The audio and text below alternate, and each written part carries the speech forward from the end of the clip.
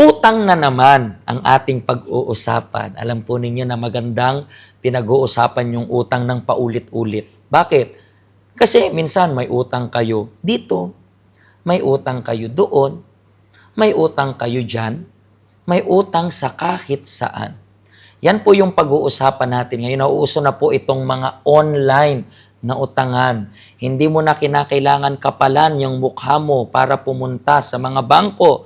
Ang kailangan lang mag-download ka ng something, ibigay mo yung information mo, and then that's it. Pwede ka nang makautang. Instant utang, pero tulong nga ba o katapusan mo na? Yan ang pag-uusapan natin ngayon sa Be Empowered program natin. Kasama ko yung special guest natin. Ano pong pangalan ninyo? Marjeline po. Ano? Marjeline. Marjeline. Okay, kasama natin si Marjeline. Gaano ka na katagal sa abroad? Mag-8 years po sa August. 8 years sa August. Pero taga saan ka talaga sa Philippines? Iloilo po. Iloilo. Anong salita doon? Ilonggo. Ilonggo. So gusto ko na batiin mo yung mga Ilonggo natin na nakikinig at ask mo sila na i-share yung link ng program natin. Maayong umaga. Paki-share na lang sang link nga ni ha. Tagalog Salamat. yun eh. Pinagloloko mo ako eh. Hindi. Maayong aga. Maayong aga. Okay. So, hindi mo pa nakakalimutan. Very good. But anyway, saan ka unang nag-abroad? Dito lang po.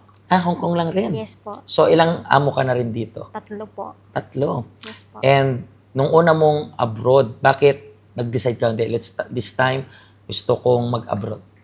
May mga anak po ako. 2 po. So, wala naman trabaho yung tatay nila. At saka wala din ako. Ang nanay ko kasi dito. So, sabi sa Hong Kong na rin siya? Oo. So, pinag-isipan ko na mag-try din ako dito mag-abroad. So, kaya hindi ka nag-try sa iba't ibang bansa kasi Dito at least na. meron ka ng idea dito Yes sa Hong po. Kong. Nice. Opo. And, anong expectation mo yung paalis ka? Alam mo ba, mayroon akong dreams po, Pastor, na 4 years lang ako dito sa 4 years lang. Hong Kong. Opo. Tapos uwi na rin ako. Pero hindi pala yun. Nasundan ng napakaraming kontrata. Yes po. Pero, anong pinaka-challenging moment na naranasan mo dito sa abroad? Dito po, yung challenging talaga is yung naranasan ko na pong worst dito na yun nga po sa online utang. Pero paano yan? Paano ba nangyari yung online utang? Kasi po, meron pong nag-invite sa akin na maglaro sa online games na online casino po.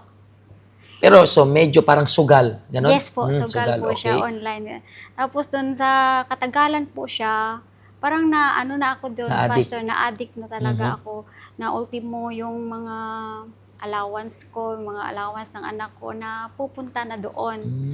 Nananalo ako, parang papanaluhin ka sa una, tapos Puro talo na. talo Para ma-addict na. ka lang talaga. Yes po. So, andun na po yung time na nag-utang ako sa mga bangko. Pero bakit? Kasi wala ka nang maipadala sa family mo, gano'n?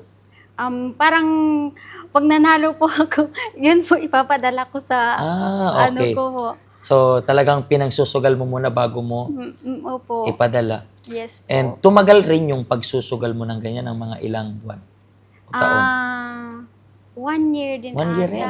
Nung last, lang nangyari nung 2023, 2022 pala. So isang Yes taon rin na po. na-addict ka Yes sa sugal. po. Imagine mo yun, I was thinking na yung plano mo is mataguyod yung family mo tapos basically pumunta ka dito para sirain rin yung buhay mo. Di ba? Kasi ngayon meron kang pangsugal. Yes So po. ngayon, pinaiikot mo at wala talagang nananalo dyan. Alam natin na pwede kang panalunin sa simula, pero talo ka rin. Yes po. And kayo pong nanonood sa amin, siguro nasa situation kayo ng ganito. Nasa situation kayo na lulong na rin kayo sa sugal. Alam niyo po kung bakit kayo nalululong kasi umaasa ka pa rin na kaya mong bawiin yung mga natalo mo. Matitigil mo lang rin na magsugal kapag iisipin mo na hindi mo na kayang bawiin yun. Pero at least, natuldukan mo yung mga losses mo. Pero kapag hindi mo inisip yan, you are going to try again and again, trying na makuha mo yung natalo mo, pero it's gonna be impossible. It's gonna be impossible. Maglalagay ka lang ng mas mabigat na problema katulad niya. So afterwards nito, nangungutang ka na sa mga bangko. Yes po, nangutang na po So ako. sa mga bangko, mga magkano na rin yung nautang mo? Nagutang ako mga 15K. 15K. HKD po. Hong Kong dollars. Sa lahat na yan ng bangko or isang bangko pa lang? Iba pa yan. Mhm. Hindi lang isa yan. Sa isa 5K, sa isa naman 3K. Parang ganun po. So Sa unti-unti mga hanggang small. sa palaki ng Oo, palaki. palaki-laki na po. And paano pumasok sa isip mo this time, online na lang?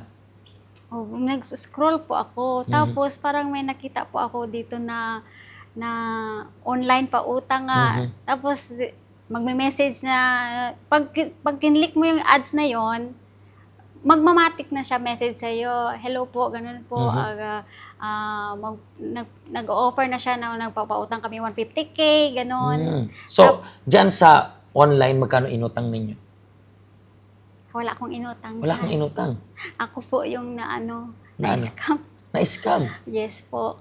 So, instead na may makuha ka, Wala ikaw ako. pa yung, Oo. so yung online na utangan na yon, it ends up na scam pala. Yes. So- Pero bago pa man doon, meron naman na online pa utang pa na isa.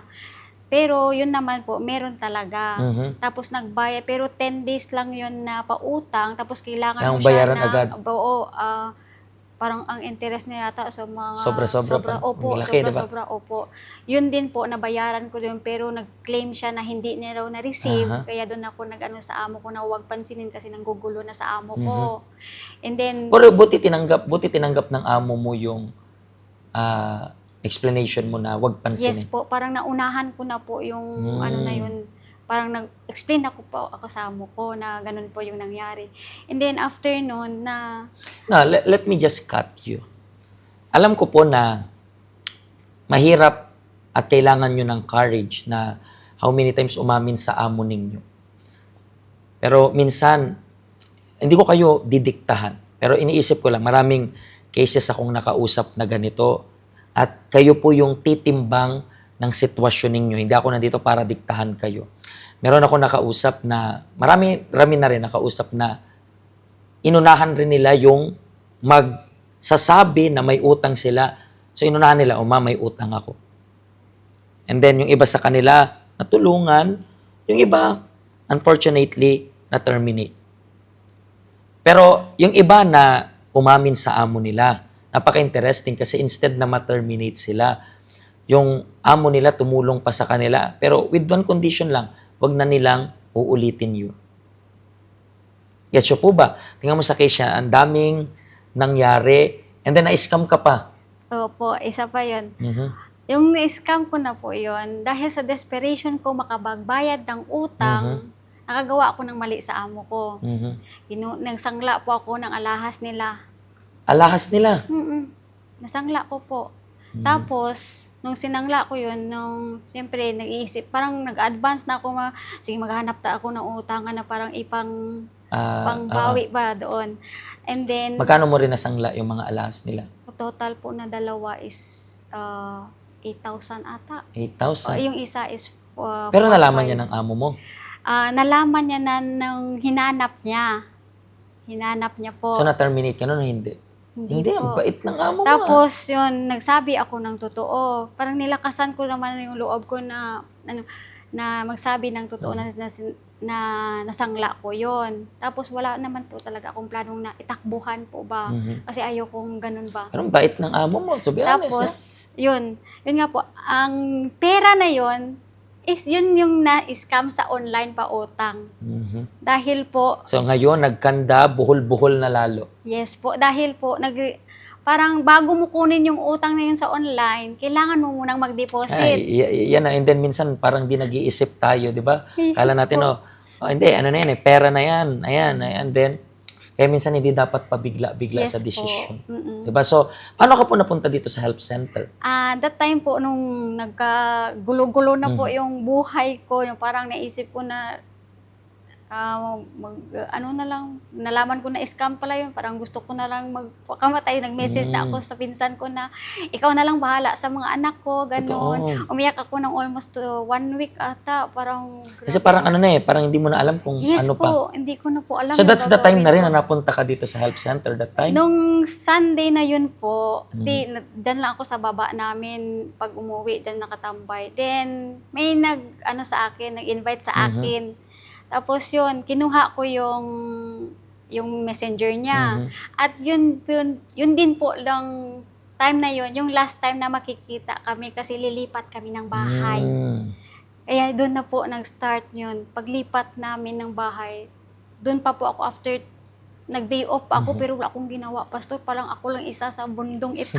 Oo. Pero, for example, nakapunta ka dito sa help center, Yes di ba? po. Paano nakatulong yung help center? Like for example, sa mental health mo, sa financial budgeting na ginagawa mo, paano nakatulong? Yes po, marami talaga akong natutunan dito. Dito po, natutunan ko po, first of all po, yung disiplina ko sa sarili.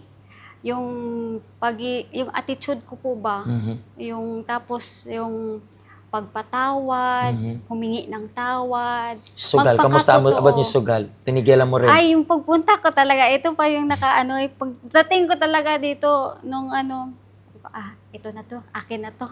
Sabi ko, ito na yun, ito na yung gusto ko. Tinigilan ko na yun, Pastor.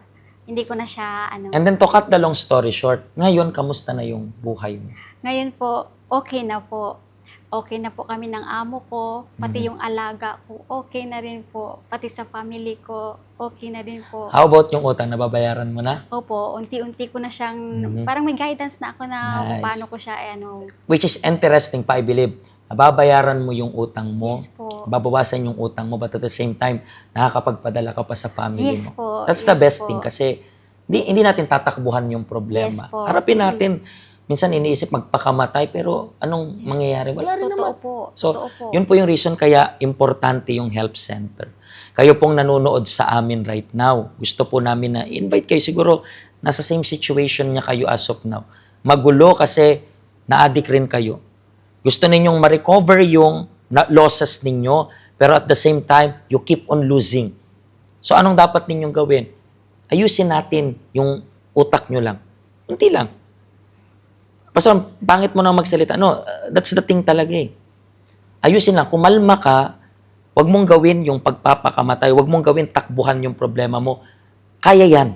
In the same way na kala niya rin wala nang way out. Di ba? Akala mo wala na rin, di ba? Opo. Pero nagkaroon pa rin ng way out. May way out pa sa inyo.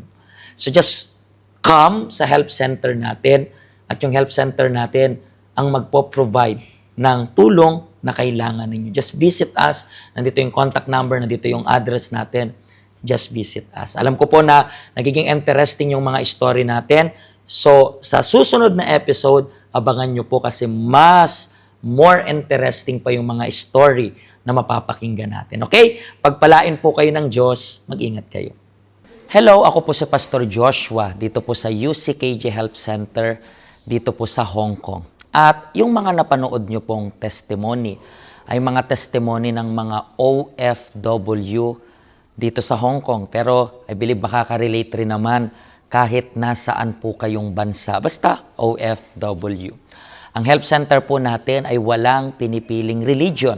Base na rin po sa name, Health Center. Kung kailangan nyo po ng karagdagang information, nandito lang po sa baba lahat ng information na kailangan ninyo. Kontakin nyo lang po kami at magiging masaya po kami na matulungan ka, ma-assist ka, nasaan man po kayong bansa. Pagpalain po kayo ng Diyos.